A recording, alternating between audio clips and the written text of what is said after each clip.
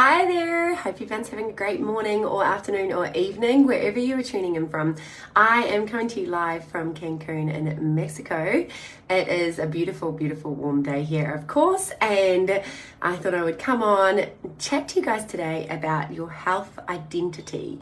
And this is something that I talk to so much with my clients. And I've talked about this for many years because I really believe that knowing your health identity is key in getting the results that you want out of your diet, out of your nutrition, out of your fitness routine, out of your healthy lifestyle in general. So when I talk about health identity, first of all, if you're watching this, if you're watching the replay, please let me know where you're watching from.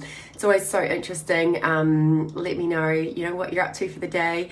And so back to your health identity. Your health identity is who you are and who you define yourself as in terms of your health and well-being. For example, when I go to make a decision around my health, it's a really simple decision because I don't have to have the back and forth. Do I want that? Can I have that? Am I allowed that? Because the way that I eat and the way that I live my lifestyle is a part of who I am.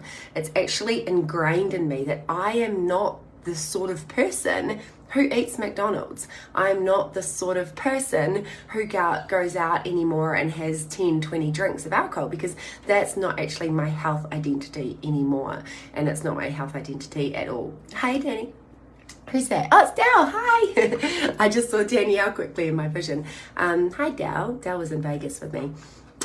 So fun.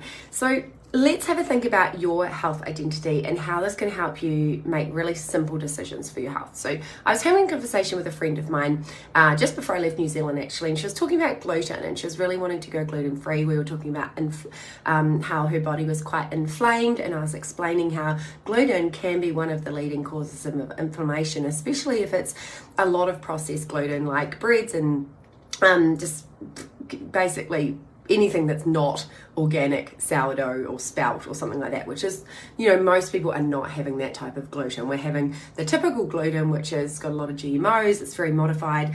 It's been very, very modified throughout the years. And so this gluten that most of us are having, well, not me, most of you are having, is very inflammatory, and it's been known to be this for a long time. That's why myself, I've been gluten-free for nearly 10 years now, and it was really game-changing for me. So she said to me that she has trouble because when she goes to cafes and restaurants, it's a little bit annoying. Is this gluten-free? What do you have that's gluten-free? And you feel like a bit of a pain in the butt. No, I'm not celiac. And so then they start to judge you, but who really knows if you are celiac, because you have to eat gluten for a long time to actually get tested. And then, who wants to eat gluten if you're already gluten-free and you feel a lot better? But there shouldn't be that judgment around whether you're celiac or not. Obviously, they have to be more careful, but it's your choice and it's your decision whether you have gluten or not. And she was very uncomfortable at having that conversation in everyday life. And I said, what if you just made it that you do not have gluten? It's not a choice. It's not, sometimes I have it, I try not to have it. Sometimes I have a little bit and then I feel okay. That makes it really, really hard. For me, it's either a yes or a no. Because as soon as there's a gray area, we actually, usually as human beings, we're probably going to go with what's easier, because that's just what we do naturally, right? It's easier when we're out with a group of friends to not be the person who's gluten-free. Why? Because we're afraid of judgment. Our ego starts to kick in. We start to worry about what everybody thinks of us. We start to be worried that we're being a pain in the butt. All of those things don't matter, because your health should be your number one priority, right? Just think of your body as your Ferrari. You want to cruise around in your Ferrari. You do not want to cruise around in your, the most budget car in the world. You don't want that. This is everything. If you don't have your health, what else do you have? Your brain doesn't function. You're not vital. You're not energetic. You can't be the best partner, the best husband, the best wife, the best mother. You can't be the best person. You can't live this amazing, vital, energetic life. You're also probably going to be more prone to disease if you're not in your best health. We know this because we know that most disease is actually from lifestyle factors, not from genetics. There's a very, very small amount of disease now that they know is from genetics. So I said to her, why are you not just the person who does not do that? Then you take all the guesswork out of it. Like, what if you were the person who trains every day? I exercise every day because that's my health identity. I move my body every day. What type of movement? I don't really mind what type of movement, whether it's walking, whether it's going to the gym, whether it's going for a surf, whether it's doing some yoga, whatever that is. I am the type of person, my identity for myself, my health identity is to move my body every day, whatever situation I'm in. Because then there's no grey, there's no, oh, should I go to the gym today? So who do you want to be in your health identity? Do you want to be someone who eats plant-based? It's so easy if that's who you are. Yes, I'd like a plant-based meal. That's how I eat. That's who I am. I don't have to have that conversation. Oh, do I do this? Oh, do I not do this? Are you the person that drinks during the week? Maybe you're trying to have less alcohol. There is so much studies coming out. I actually stopped drinking so much alcohol before I started learning about alcohol. So it's really funny. It's like when I became vegan, or plant-based, I became that 7 years ago in 2 months, by the way. 1 month. Next month is my 7-year vegan anniversary. So I became a vegan from my heart and for what felt right for me. My heart usually drives most of my decisions, my intuition.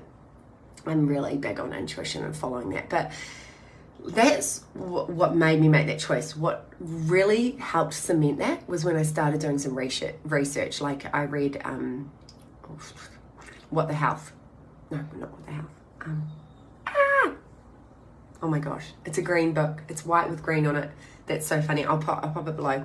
But I read the book and it's all the science around plant-based diets, which is just incredible. And that just really cemented that for me.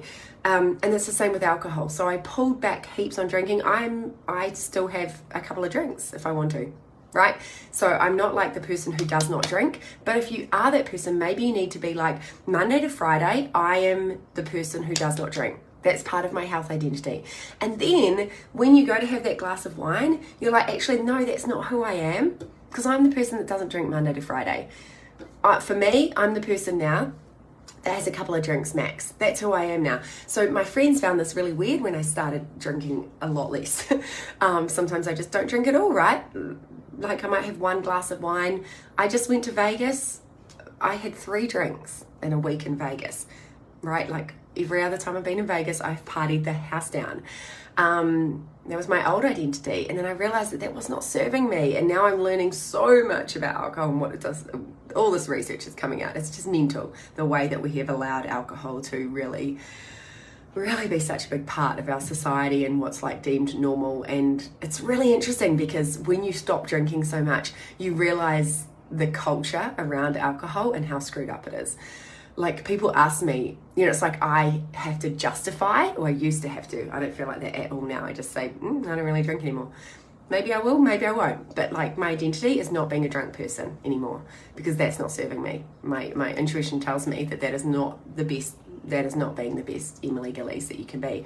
So who are you when it comes to those things? I really encourage you to have a look at what you would like to achieve over the next couple of months and think, okay, what parts of my health identity do I need to make changes to?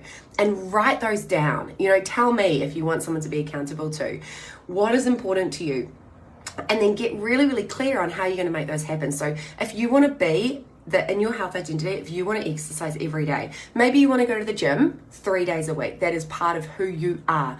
So get that in your schedule. When is that actually going to happen? When are you going to fit that in? Write it in your schedule, and that is who you are. That is what you do. Like, it's just like putting on your earrings every day, or I just sleep in mine, to be honest, but washing your face, brushing your teeth, that is part of your health identity.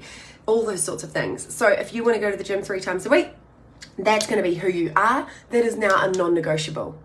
It's so easy. I get up in the morning and I go to the gym because that's who I am. I wake up in the morning and I have a smoothie for breakfast because that's part of my health identity.